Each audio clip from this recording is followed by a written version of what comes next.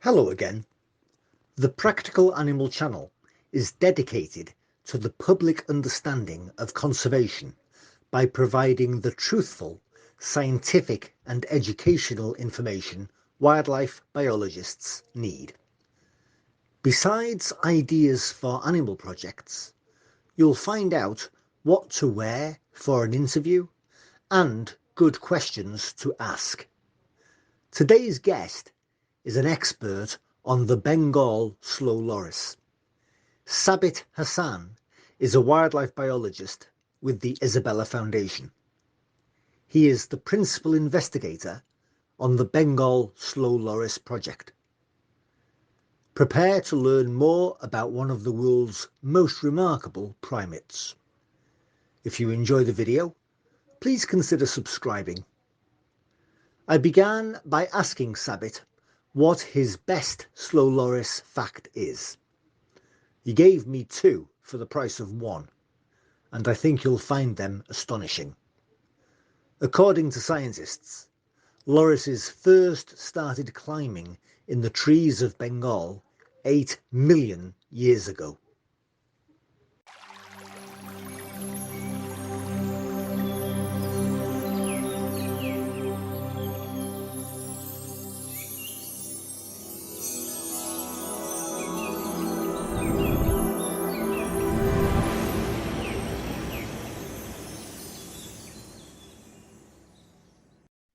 In Bangladesh, we have 10 primates. Among them, the Bengal Slow Loris is the only nocturnal primate, and they are venomous. What's your most treasured possession in your field kit? GPS. We are collaring 7 Bengal Slow Lorises. We have to use the receiver and antenna. The receiver antenna is the most important field kit because without the antenna receiver, we didn't find them at night. What jobs are there with slow lorises? And from Bangladesh, I am working as a wildlife biologist in Isabella Foundation. Isabella Foundation is a non-profitable research organization like NGO. I am working as a principal investigator in my project. So I have to earn the fund for research and conservation work. And I believe in globally there are about 10 known slow loris species. We have also job opportunities for other primates and other wildlife to do for their conservation and research work. Sabit, do you work with slow lorises in captivity at all, or is all your work in the field? I work in the wild, and before working in the wild, sometimes the Wildlife Crime Control Unit of Bangladesh Forest Department, they rescued the confiscated slow lorises and they hand over to us. And when they hand over to us, we have 2 rescue center in Bangladesh established in Satsuri National Park, besides Satsuri National Park, and Madhavkund Eco Park. So when they hand over the lorises to us, we take care of them in the captivities. We have for health checkup and other purposes, like when we collar them, we have to check they are okay with that or not. When they are okay, then we release them. We are tracking 7 slow lorises in the wild for behavior data collection, and also we are trying to estimate the population of Bengal slow lorises in southeastern forest of Bangladesh. 9 protected areas.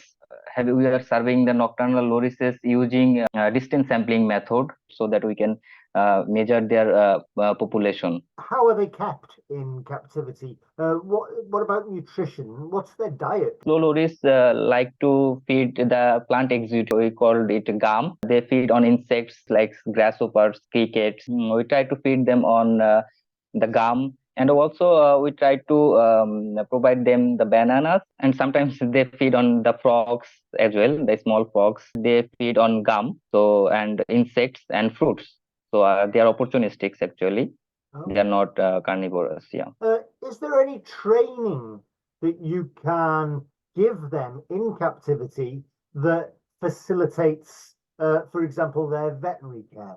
Yes, 2 months ago actually, we arranged a training program for our interns so they can take care of the captive lorises and they can also collect the data from the field. So yes, we have arranged a training program for about 16 students from graduate and undergraduate level. And they have among them we had 1 day of indoor training program and 3 days of in-field programs. And before that, I take the training from Dr. Anand Nikari. She visited Bangladesh, and Anand Nikari was a professor from Oxford Brookes University in UK.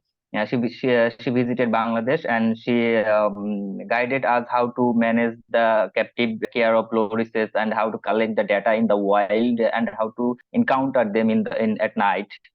Actually, we started our work in 2015. Slow loris are nocturnal animal, and nobody would like to work at night. There are so many difficulties at night, so we started working in 2015. In 2022, I had initiated a project, and I got funding from Bangladesh Forest Department. What were some of the most useful ideas that Professor Nakari gave you? Bengal Slow Loris is the least studied primate in the world. They are distributed from the northeast India to Vietnam. There is so many research gap, and we do not have the basic ecological idea of the loris. If you like to make any conservation implication or any conservation effort, first you have to know their basic ecology. So now we are working on it. When we surveyed in the southeastern forest of Bangladesh, they hunt slow lorises for food. It is difficult to work at daytime. At night, it's more difficult. When they are in captivity, how easy or difficult is it to provide them with veterinary care?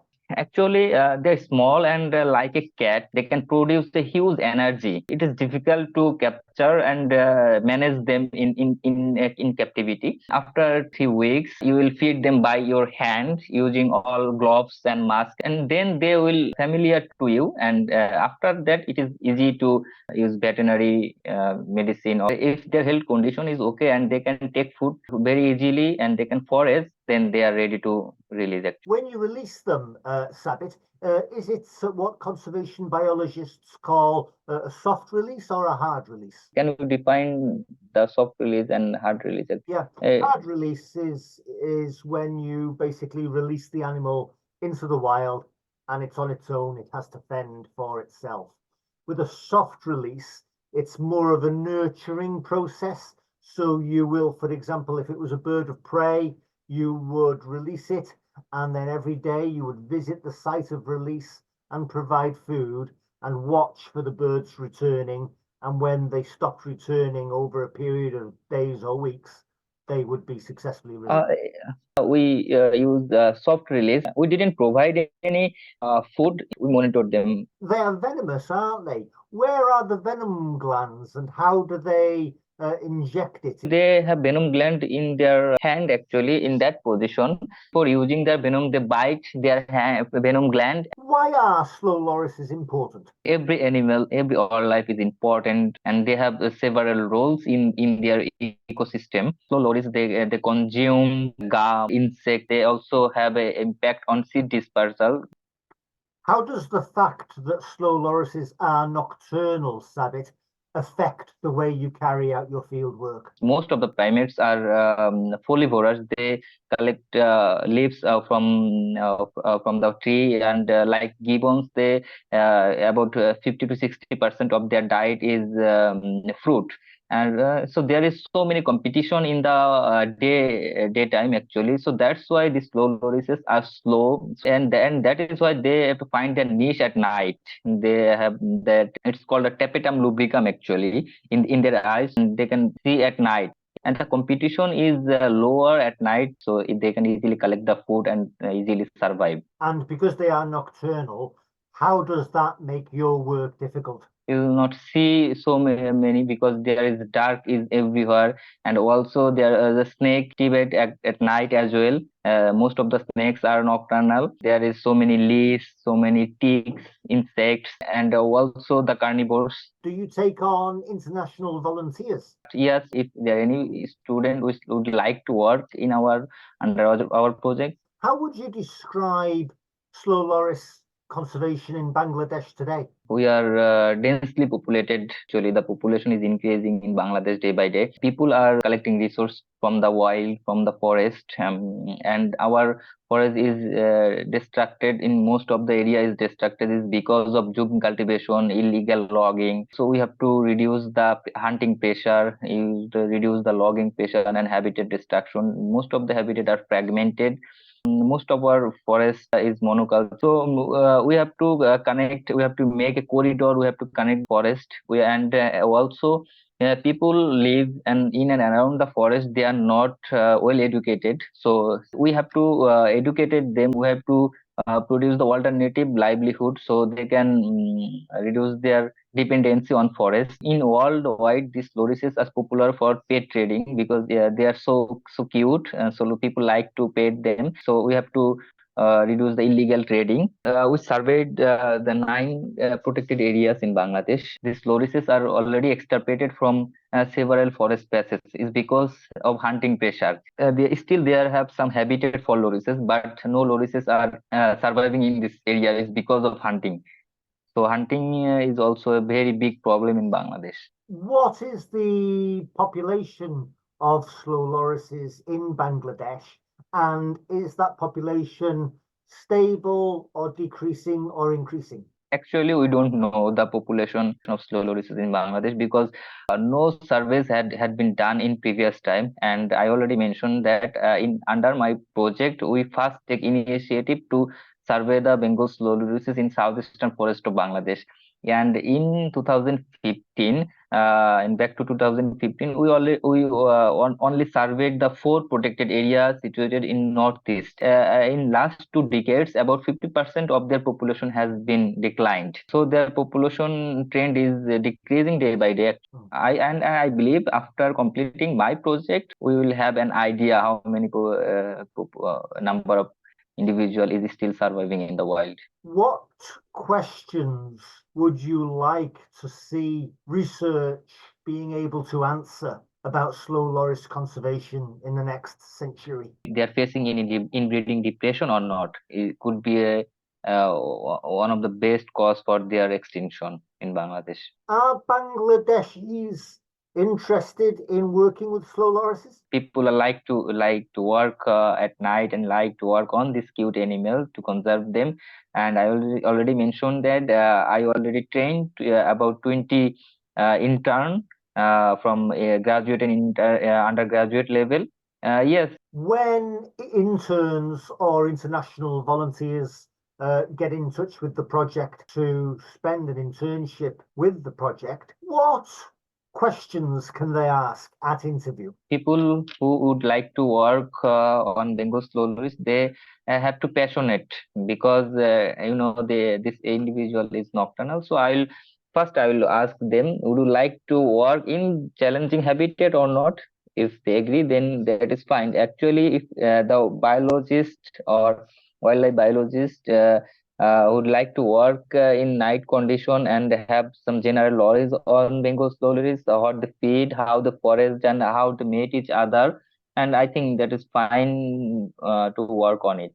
What skills or personal qualities does a person need to be a field biologist in Bangladesh working on slow lorises? So they have to work at night and in a team, and also they have to know how to use their instruments like GPS, radio collar, and receivers as well, and how to collect the behavioral data, how to follow a method actually. And if anybody would like to collect their population data, so they have to encounter the loris at night. They will have to be experienced to encounter the lorises to find out the eye shine at night. And that is a different kind of expertism, to find a nocturnal animal at night using the headlamp to find their eye shine. So they have to train actually. How did your own career develop? I'd like to work for wildlife, and I like to work for Bengal Slow Loris actually. So I developed my career in wildlife field, and is from 2015. And nowadays I try to collect fund from several funders and working as a wildlife biologist in Isabella Foundation, and I'd like to continue this work. And I also am now searching for the opportunities for PhD. But that I would like to come back in Bangladesh again and to do this research and conservation work on slow loris. We will know very little about ecologists. What people or meetings or books have most influenced your own thinking about slow lorises? The peoples whom I start working with, my seniors in university. I met Dr. Anandikari, professor from Oxford Brookes University. She is working on slow loris for decades. Actually, he supervised so many students who are working on slow loris throughout the world. I would like to mention the name of Dr. Anandikari as well. Yeah. What advice can you offer somebody who wants to become either a field biologist or a zookeeper working with slow lorises? Field biologist actually, because if you like to conserve them, you have to know their ecology. So without having field activities, it's not possible to know their ecology actually. People who would like to work on loris, yes, of course they will work at the wild condition at first, and then if you like to manage any captive breeding or any captive conservation, you have to know their basic ecology, like to work in the field as well. Yeah, in several forest beds, this slow lorises has already extirpated. Can you suggest a research project for interns or international volunteers on slow lorises? Yes, I think these slow lorises were confiscated, were reintroduced in a new habitat. They can monitor them and their survival if they live in a family or if they are monogamous. When we reintroduce them in a new wild condition or new habitat, they are adapting well or not, or they are mixing with others or not. We have to know this answer. Is this very important? Because it is important for the rehabilitation. So we captured a loris from Satsuri National Park and we released them in Laos or National Park. Is it okay for them or not? We have to know this answer. This is the conservation research, and I think any intern and any master students can work for it. Can you finish with a summary of some more of our knowledge gap regarding slow loris ecology? They are monogamous or they are polygamous. Without their breeding ecology, it is not possible to conserve them. How many lorises are dead by electrocution? We have to know how many lorises are facing this illegal trading for pet trade. We have to know the trading channel, like who is their buyer, the selling price, actually, the people who are responsible for illegal forest logging. So we have to know their distribution in Bangladesh. In last year, about 5 to 7 lorises has been rescued from the northern border area in Bangladesh, and we didn't know is there is a good forest habitat for Bengal slow loris or not.